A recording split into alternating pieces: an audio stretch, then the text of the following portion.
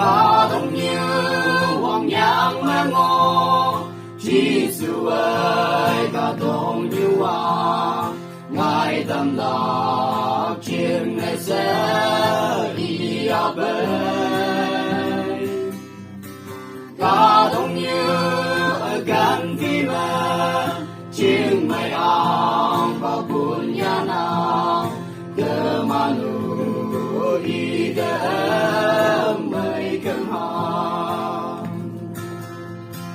Ý ong và là yêu mơ Sẽ ta bước và ong và hà Ý tơ tơ mà này mơ nhông và hà Ý trên tổ kê trên tơ mà nhé nhị bà hay ngô nàng Ý ở hoàng hay gần nô cư vàng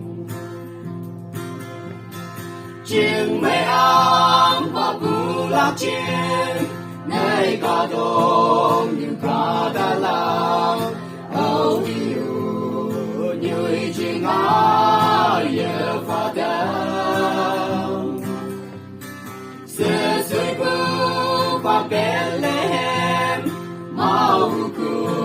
mà chiêng mê ám và cả đông như hoàng ai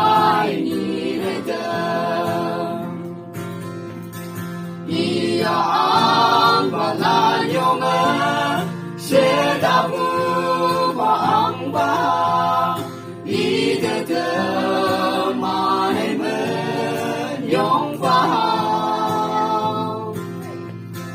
ý trên tổ kê trên thế mà nhé nhị và hay ngô nàng ý ở hoàng hay ở gần nô cư vàng Hoàng hạ cha nhìn lên đời kia chỉ sự có đông như đời bay yang phải mơ hay yang vui Christ alam chỉ sự mây cùng man sự ngô ở vui đi ngô quan đều có đông như đời chỉ sự bay cái lòng ý ăn và là nhiều mơ sẽ ta bước và ăn ba ý đời đời mà nên mơ nhông và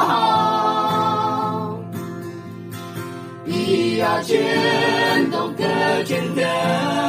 mà nhé nhị và hay ngô nàng ý ở hoàng hay ở gần nô cư vàng Tơ nhị tơ mà nê xây Yê nhị đam và chỉ sư đơ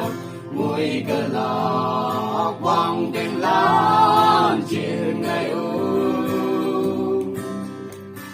Ở trên ngày mùi hay man Cao ông bà thơ hay yêu hà Chứ mày hoàn mà tô lùi mày ăn phá giờ